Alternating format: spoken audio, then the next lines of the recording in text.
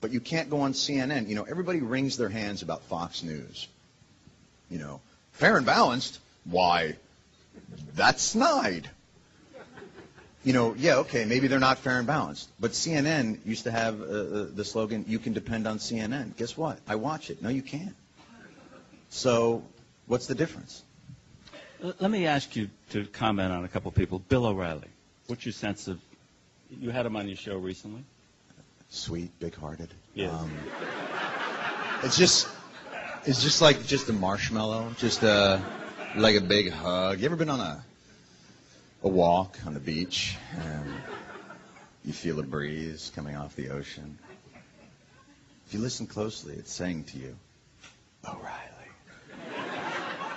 I don't have a problem with O'Reilly, other than whatever's going on with this other thing. But he is less reactionary and less knee-jerk. I think his issue is ego, and that's the explosiveness of his personality. But if you actually listen to what he's saying, he's one of the more reasonable commentators on that network. You know, I literally heard Neil Cavuto saying, if you protest the war, you have to go to the house of a family who'd had a soldier killed and protest on their lawn. Like, you really thought he was going to end his, you know, news piece with motherfucker. You know, like, you know, I think O'Reilly, when you listen to his point of view, is actually relatively reasoned. It's just wrapped in a big bowl of ego. What do you think happened with Dan Rather in 60 Minutes? Well, when you're old, things slowly, you know, we've all been there. You know, you walk around the house, where are my glasses? And your wife goes,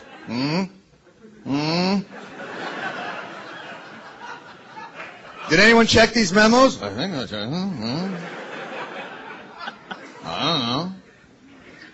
I don't know. I don't know that it was malicious. I would probably say that I think there probably was a certain more of a sense of glee and excitement that they had in thinking that they had gotten something that was a bit of a smoking gun on the president. I think that probably created more excitement for them than it would have if they had found, let's say, the same type of memo on Kerry.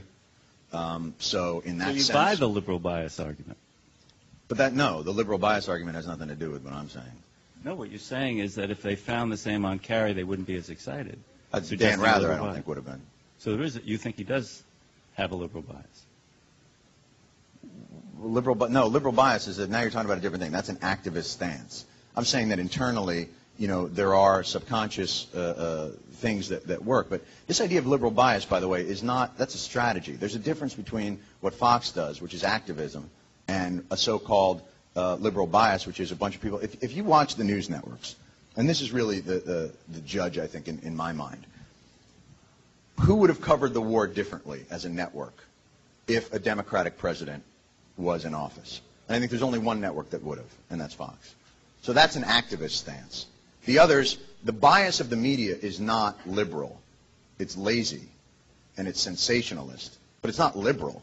There is no, I don't watch, there is no active, strategy which is employed on Fox, an active strategy of advocating for conservative or right causes. And I think Roger Ailes would, in a quiet moment, let's say if he was getting a hot stone massage, with release, would.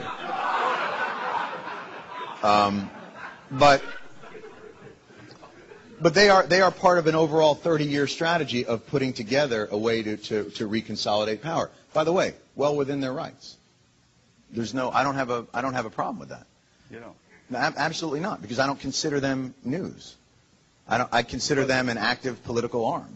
But when they say we're fair and balanced, it doesn't bother you if you believe that? If I believe it? You believe what you said about Fox, and yet they call themselves fair and balanced. You don't think that's false advertising? Oh, I absolutely believe it's false advertising. When did we start worrying about that? That's my point. I mean, if the presidential election commercials are not held to that standard, why should news organizations? That's what I'm saying. We've lost accountability. And just because they are, why whine about it? Why not create a television organization that's not liberal but credible? Why not create that has the same passion that Roger Ailes brings to his cause? And I admire what they've done, because what they've done is they've shown the way to a new paradigm, a new media paradigm, that this type of programming can be successful and profitable. But I don't think the answer to it is to set up Al Gore's television network and fight it with liberal strategy. A, because liberals are shitty at it and won't be able to accomplish it. I mean, you watch Crossfire, watch Paul Begala's eyes whenever he has to do the partisan thing. It keeps him down. He feels shame. Liberals feel shame. Shame doesn't work when you want to accomplish that. But imagine bringing to a 24-hour network, and this gets back to our point about what should have been done differently in the debate. It's not about what should be done differently in the debate. It's about what should be done differently on a 24-hour basis. Fox didn't come out of the gate and earn its conservative street cred.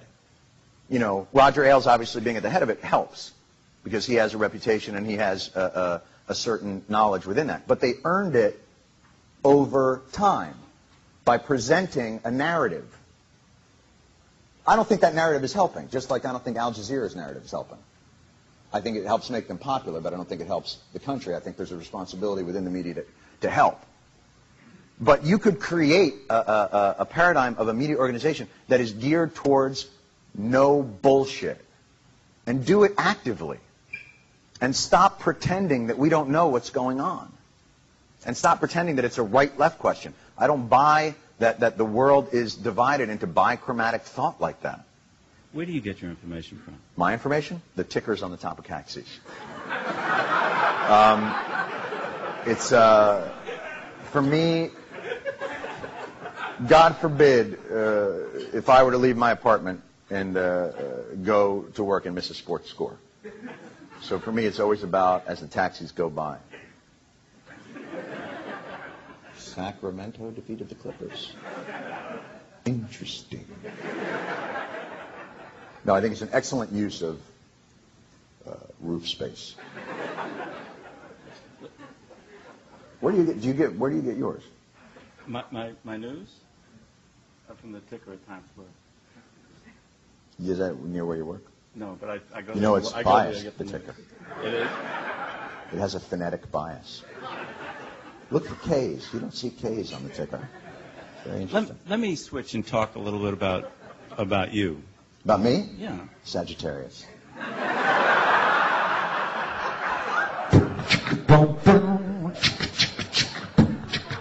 Sorry. You grew up in New Jersey. When did you turn into Lipton? You grew up in New Jersey, you know. Hawthorne once said, Jersey is as Jersey does.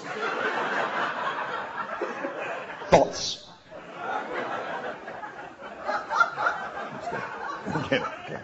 I get it. I felt like I was getting too serious. I felt like, joking around, like me, that kind of thing.